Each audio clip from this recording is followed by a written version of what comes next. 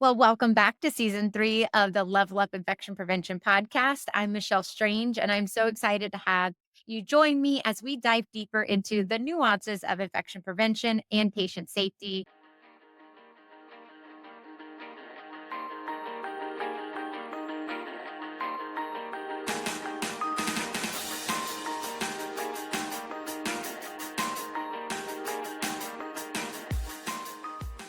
Today, we are tackling ergonomics, which might you be like, I don't know, I don't understand why that's an infection control podcast, but we will talk about that a little bit more. It's a topic that is so important in creating safe dental visits. And I'm thrilled to be joined by Caitlin, who brings a wealth of knowledge and practical insights to the table. Thank you so much. Welcome to my podcast. Thank you. I'm excited to be here. And you actually have your own podcast, the Aligned Hygienist. Is that correct? Yep. And so you are an ergo a guru? Is that what Yes. can I give you that I go title? for ergo. Like that. So I'm curious, like, when I asked you to come on this podcast, did you feel like it was a reach for an infection control podcast to be talking about ergonomics? No, I mean, first of all, pain in dentistry is so high, and safety is one of the most important things, how we set up our room. And yeah, I think it goes right in line with it. And when we look at OSHA stuff too, like we talk about occupational hazards as one of the things, like we talk about biological hazards and chemical hazards, but occupational hazards is how our room is set up. It is how our behaviors day in and day out. It is, are we wearing our eyewear and our PPE, even though that's a little crossover with biological, but it's all very important. And so I'm curious, when you go and evaluate offices, are there just some things that are just repetitive, so redundant? You're seeing us all do those same things over and over again. I think there's some habits that many of us have, right? Like the chicken wing or leaning or twisting when we're in the operatory. But some other things that you go into an office and I'm almost flabbergasted that no one has changed are these long cords that are in the walkway, either for our patient Oh, or practitioners to trip over. And I don't know about you, but I know multiple people that have gotten their foot caught on a cord and fallen good. and tripped. I believe Susan Cotton actually got injured that way. Oh, she did, yes. Yeah. And then it's also like the setup of the operatory. So if there's rear delivery and we constantly have to twist over and over again, that is a huge issue when it comes to our ergonomics, our overall well-being. It's true, and you talk about the chicken wing, and where I see ergonomics really crosses over with our engineering controls that we talk so much about, especially when we look at our hierarchy of controls and the things that are the most effective and the things that are least effective when we are talking about patient safety, disease transmission, all of that. And in the middle bucket is engineering controls, which I think, well, one of the ones that I think has changed that chicken wing for me the most is the aerosol assist high volume evacuator, because your HPE is an engineering control. And I tried so hard to implement it back in like 2017. But oh my gosh, that chicken wing and that shoulder discomfort. Ugh. Do you have any other suggestions for that chicken wing issue? A lot of it, I mean, some of it's our equipment that we're using, right? If you're using an HVE, is there a way that you can still position yourself appropriately while getting in there? But some, I mean, there's a lot of great technology out there that can assist you or can hold that high evacuation suction for you that would prevent, again, that random reaching. And then it's also, how are you positioned around the patient? Where's that cord coming from? Are you having to pull it? And that's the reason you have the chicken wing. So yeah, it's kind of hard to break down without seeing because there's so many things that you see. Ah, so agree. One thing that I wanted to bring up with you, because I think you and I both use the Andal ergo loops. And first, I'd love to start with what your thoughts are on ergo loops, loops in general, wireless headlights. And then I'd love to throw in my thoughts about that from an infection control standpoint. Ooh, I'm curious to hear that. I am a huge fan of ergo loops for anyone that can, or loops in general, but then ergo loops are kind of the high and new standard. for anyone that can actually tolerate it, which I would say is the majority of us, if we give ourselves that time and consistency of learning Mhm, and training ourselves, because mhm. there is a learning curve. But ergonomic loops are the only way that as a practitioner, we can actually sit upright with our head aligned over our shoulders, over Mhm. the spine, and to practice in a neutral posture. And when we're not in that neutral posture, that is what leads to pain and injury, right? So Mhm, whether we're mhm. talking about just looking down at our patient all day, it might seem really insignificant, but that is like 20 pounds of pressure on our spine instead of if we had ergo loops and our head is aligned. So I'm a big fan of them. And then when it comes to headlight, either cordless or corded, Mhm. I actually just got the cordless headlight and I love it. And now, as I'm saying it, Obsessed. I'm wondering what your infection control. No, Uh, actually, that's exactly what I would say is well, I was curious about if there is more weight with a wireless, is there more drag with a wired? Is that gonna factor in to that straight posture that you were talking about, that neutral posture? so I really think that cordless or corded, it's really personal preference. I was Okay. getting sick of getting my cord caught on doorways and knobs and all of that. I will say that if you're getting a head or a cordless headlight, it is going to add more weight than a corded light will The be, battery right? pack That on is it, just, yeah. yeah, we know. However, if you're in ergo loops, because your spine is aligned, you're not feeling that weight quite as much as if your head was leaning forward and it pulling your head down. Does that Oh, make sense? okay, that makes sense, yeah, totally. So Yeah. I like a wireless because I do believe you should not be wearing your loops around your neck. Hmm. Because if you think about where is the spatter and spray going, and especially when we look at like aerosol generating procedures when they do the mock setup and they actually do the spatter spray and aerosols, it's like the sleeves of the jacket getting it, the Hmm. chest, and then the face, which is why we want the level 3 mask. That's why we wanna wear a face shield if we can, which I'd love to talk to you about that and what that how that lands with ergonomics too. So when we take those loops off and we just kinda, like, let them sit on our chest, like, think about how dirty your chest is. Like, it has gotten all that spatter and spray, right? So I got in the habit long, long ago when I did switch to wireless to take mine off and I hang them up.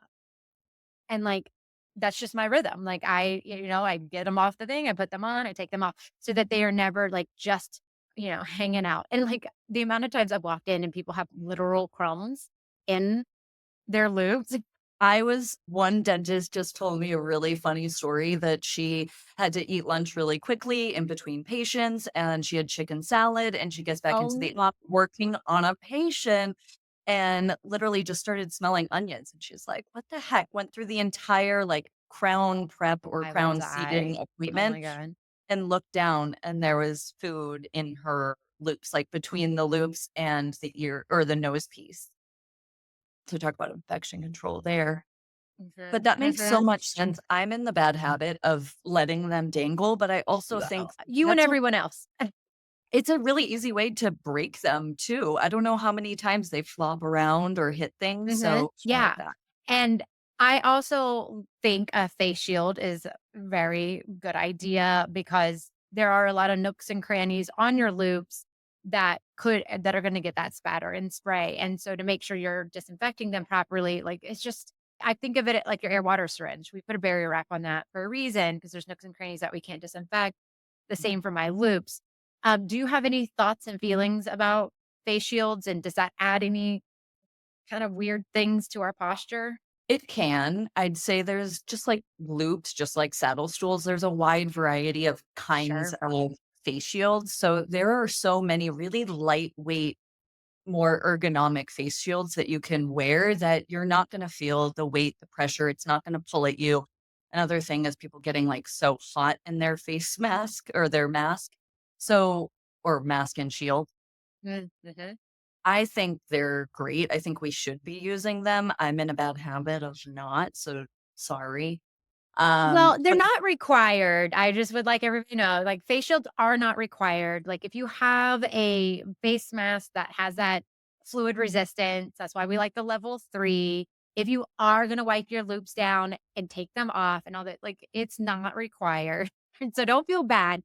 I think it is just another layer to the fact that my loops will last longer maybe because 'cause I'm not wiping them down constantly and just Yeah. little things like that. So, Yeah, don't feel bad. absolutely. Yeah, I'm getting in trouble. Um, yeah, I think face shields are great, and there's really lightweight ones that you're not gonna feel Mhm. that pull or, like, tension around your head, and again, if you're wearing ergo loops, you're not gonna feel it as much anyway because your head is aligned rather than looking down. Ah, that's so true. You brought up saddle stools, which I would love to chat about, and then I'd love to hear all your thoughts and then throw in my infection control piece if I can again. Yes, please. So Just what are thoughts your on thoughts? Yeah, what like because right now I use a crown seating stool. I got sized properly, but often I do see a lot of people being like, "I'll just get it from Amazon." that is my worst nightmare, and I'm sure there are great ones. Some people love their saddle stool from Amazon or randomly on the internet, but we are all different shapes and sizes, right? Leg lengths, hip widths, just our height is all different. So we really all need different saddle stools to support us. So finding one that actually fits and supports your body, you do that by trying them on like you did, getting sized and sitting on different ones to see how they feel. The other piece to it is, yeah, Back I think for saddle you? stools are great. We need to find ones that are actually made for dentistry that have wheels that can actually go around the operatory that you can go up to your max height that you want and as low as you want, and that has a seat tilt so it can go forward and back to adjust for your body or for specific patients or procedures. So I'm a big fan, but not all saddle stools are created equal. So just like I said about Amazon, typically those are not the best quality. They're not designed for dental professionals. They're not the best material. So you mentioned crown seating. That's what I use as well. I think crown seating is kind of the top tier on saddle stools. EQE makes great saddle stools as well. There are, yeah, really great ones. It's a matter of just sitting in them, finding one that fits you. And it is an investment. So a lot of people think I'll just buy a $50 one on Amazon and then they wear out really quickly. Or I had one client that was, she just got, she had 3 saddle stools from Amazon and all of them under a year, she could feel the metal underneath them. So Oh, that is mhm. not comfortable, probably not safe for our body, not good for us long term. That's a great point. And what's interesting is that I did just experience that. So I have my Silverton from Crown Seating in one office. Somebody I was not planning on temping in another practice. Normally I would take it with me. And they called and I was like, sure, I got some time. I can come fill your afternoon. Somebody's sick. And they had a saddle stool and it was like for hairdressers, like that. And I Yeah. actually found it pretty comfy from like a sitting standpoint, but I could not get high enough because now that I have my ergo loops and I'm not like this, where I could be lower and my working distance was a little different then, magnification was a little different then. Now I'm up and I could not get high enough to have the patient within my working distance. Like, Yeah. does that make sense? Like, Yep. so I just had that situation and I was like, oh my God, I've worked in this practice before back when I had other loops and I didn't have that issue. And I was like, this is kind of interesting that I'm so limited now with this Yeah. particular stool. Yeah, and that's the thing with ergo loops is because we go from this head down, shorter working distance to upright, we have a longer working distance that can change our positioning, not necessarily our positioning, but our how far we are away from the patient. That's so true.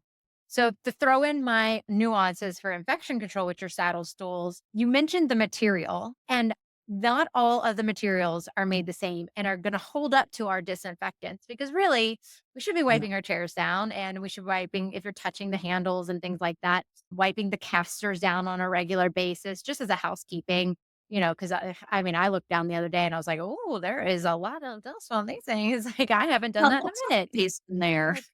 Like, oopsie daisy. And so, like, you wanna have quality saddle stools for your body, but also, like you said, like, you could be just buying them over and over again because your disinfectants are breaking them down, with the foam and the material is breaking down, and then, like, eventually, you're just gonna be spending the same amount of money that you would have for a stool. I don't even know how many years I've had my saddle stool. I don't remember a day without my saddle stool. Like, I Yeah. know I did, but I don't remember it. And so I've had mine so long, like, they really do last if you pick a good one. Yep. Absolutely. I was actually wondering that. I think they're really easy to clean, especially the ones made for dental. There's not those Mhm. nooks and crannies that we see. Yeah, Yeah. exactly.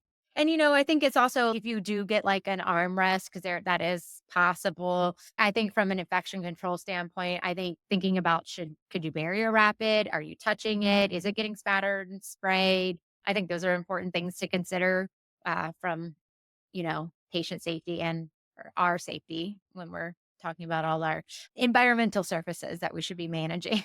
Uh, yeah, absolutely. So, what are some other things that we really should be mindful of? I mean, we talked about like positioning and stuff like that, but is there any other just like obviously we should be all taking quick check of our Um, surroundings?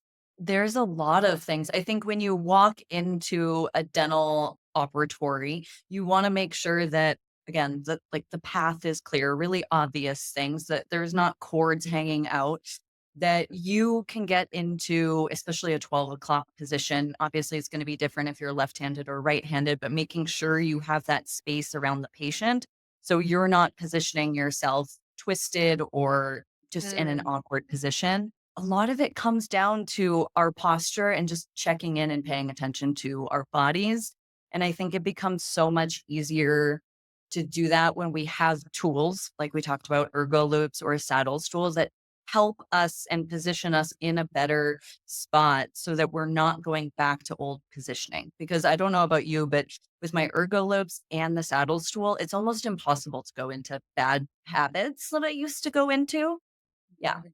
I actually, when I first got my ergo loops, I had not realized how often I was doing a little lean Mhm. like this.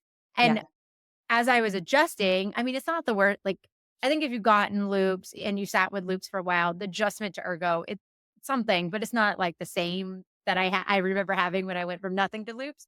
Mhm. But what I could tell you is every time I wanted to lean over, I thought I was gonna fall out of my chair. So Yes. I kept being so aware of it. I'm like, when did I start doing this? I had no Yeah. idea I had these habits, quite honestly. I mean, most of us don't, and people come to me and like, "I'm in pain, why?" And then we take a Mm, picture or even video. If you video yourself while you're practicing, it can be a little bit humbling, but also really insightful because you can see all those minor things that we do. And some of it is just habit, or we could just move the air water closer to us or our instruments closer to us. Or if again, you have a rear delivery and you're writing your probe depths, like that could be positioned in front of you. So mm, setting your room up is so important. I think the last thing I'll say is our instruments and equipment that we're using, making sure that they're not mm, lightweight or that they are lightweight, that they're not really heavy, that we don't have these really long, heavy cords. There's some handpiece cords that can weigh up to 25 pounds. And I've gone into so what? many offices, talk about infection control. I just went into actually an oral surgery office and they had a really heavy, I believe it was a handpiece cord and the assistant was had it draped over her shoulder because it was so heavy that the doctor didn't have that weight on his hand, but then she just had it over her shoulder. I was mortified for her body. And then it's just like this weird twisted position, but then an infection control standpoint, that's not good. That's wild. What a way to take one for the team, my gosh. I Like, was like, "You need a Cordy's that ties to your yeah. shoulders, just holds that for you." And, that's an interesting point. So what we're talking about is a device called the Cordes that goes on the wrist. I've had one for my suction that took that off back when I used something that had a little more of a chicken wing thing happening. But you can also like put your handpiece cord in it, your ultrasonic cord in it, and it does take that drag off. But from an infection control standpoint, I'm always like, make sure it's autoclavable, get a Mhm. few, change them between patients because you're Yeah. going to be taking it off, putting it back, taking it off, putting it back. And as much as I'm like, I'm so happy you got it, one is not enough. No, no. I have multiple and I use them. Well, the office that I was at, I'm left handed and everything was on the opposite side of the room. Mm, I mostly used it for my ultrasonic because I was holding it with my pinky otherwise, right. which is a no no. Yes, and I have definitely had that habit that kinda sneaks up every now and again. I'm like, what is this? What am I Something doing here? what did I do? I don't know where that came from. So that's actually a good point and such a good suggestion because I do like that one a lot.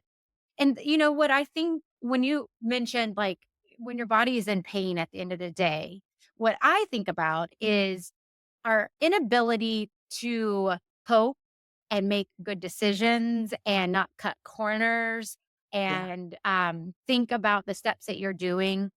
When I know I've been so tired, I'm just like, "Do I need to wipe this room twice? Do I need to put these barrier wraps on? Do I need to do these things? I'll do it tomorrow. I'll leave these instruments overnight." All of those things, and that is a huge issue when we're talking about infection control and patient safety. So, like, we wanna do all the things that you're talking about so that our body does not feel so exhausted that our brain is like, "Cut all them corners, girlfriend. We don't care. We're Yeah. exhausted." It's interesting you say that because I think about that from a patient care standpoint, right? Ooh, same. Yeah. The more that we are tired, that we're burnt out, that we're in pain, our mind is not working the way that it should or normally does. So we are going to maybe miss certain things or not go above and beyond or have that extra conversation. But to your point, especially at the end of the day or when we're rushing between patients, it is easy to forget or skip over things. And it's also easy to be lazy and like, oh, maybe I'll do that tomorrow. Yeah. Yeah, because 'cause you're just exhausted. At that point, you're just surviving the day and you're not being really thoughtful about your steps and how those might or lack thereof might impact people down the line. Yeah. So, any final thoughts as we kind of close out our little time together that you can think of? Any major like, you mentioned, like, walking in your room and looking at cords, looking at things like that. Any other, like, ideas like that? Like, what could somebody do when they get off this podcast when they go back to their office? I'd say the first thing is making sure that you understand and know and feel in your body what neutral posture is. And then Oh, whether you're with a patient and I recommend on like easier patients or maybe someone that you know really well, but taking the time to really pay attention to the movements that you're doing. And so if we want to maintain neutral posture, and we can be slow enough that we realize when we are twisting, when we're reaching, when we're doing these weird things, it's so much easier to actually correct it. And in that moment, okay, I'm going to move this closer, or I'm going to get an additional cart to make this easier, or one of those like swivel stands or something like that. mhm. So much of it is prioritizing our health, our well being, so that we feel good and we don't end up in pain. But a lot of that is also our patient care and our infection control, keeping everyone safe, right? So it's way more than just ergonomics. It's just, yeah. That's actually a good point, and I would love to just quickly share this little journey that I have been on. You're into yoga, you teach yoga, like, when you probably talk a lot about core strength and having, like, your core in to find that neutral, I would Mhm. imagine. Is that correct? Am I saying that Mhm. correctly? Yep. So, I have not had a core strength for many years. I had a lot of issues where I ended up losing a giant part of my intestines. I had major surgery, cut down the center, a lot of scar tissue and things like that. So I've been on a journey with Pilates more than yoga. And this is wild. Like, I've been in dentistry 25 years. 2025 will be 25 years for me. And then the last 6 months, I can tell you that I just felt what core strength felt like. Yeah. So, let's say you come in and you're like you just kinda, like, rotate and pull your core in a little bit. I generally didn't have the core strength until this last 6 months to even be like, "Oh, I actually do that when I do tuck it in." And so you kinda mentioned, like, being on this wellness journey, taking like, be considerate about your own health, and I would just encourage everybody to do something like yoga or Pilates that really does focus on, like, that core strength because now that I am stronger and that which has not been easy, y'all. I'm not here to tell you that is an easy journey at all, at Mm. all. Teasers are my nightmare. But now that I have it, I'm like, "Oh my god," like, I genuinely feel like I can sit up straighter and have that neutral position. Whereas Yeah. before, I think if you had said, "Okay, so we're gonna find that neutral," I didn't have the core strength to even get there Yeah, so many people do. So many people don't have even just the muscles, like in the postural back. strength to hold ourselves up, or they're so tight in their chest and their shoulders that they can't actually draw their shoulders back to be in proper alignment. And so this is something that, yeah, so many people struggle with. And I'll say to your point, making sure that you understand where you're at as an individual. So Oh, yeah, you might not struggle with pain, but you might struggle with being super tight and really needing to focus on that. So everyone's going to be really different from making sure that you're aware of your own body, aware of maybe your current limitations, and then how can you work towards better core strength or better postural muscles or just awareness of what neutral posture is. And so, yeah, I that's love that. awesome. Well, I think we can both agree that, like, when you're taking care of yourself, you have the capacity to take care of others.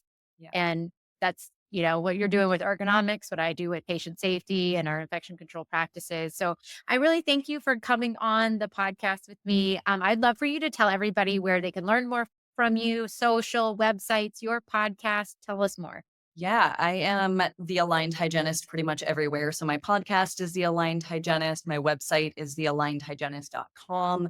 I have a bunch of free resources on there, yoga classes, a chairside guide. I'm big on Instagram. My handle Mhm. is at the Aligned Hygienist. And then you can find me on LinkedIn or Facebook. And if you're curious, if you have more questions, you want more support, you can always email me at Caitlin at thealignedhygienist.com. That's awesome. Well, thank you so much for coming on. I appreciate you and all your advice. Yes, thank you for having me. Thank you for listening to season 3 of the Level Up Infection Prevention podcast. Don't forget to follow or connect with the guest. And while you're at it, follow me on Instagram, Level Up Infection Prevention. And check out levelupip.com for more details on all the digital courses and the Infection Control Coordinator's Guidebook.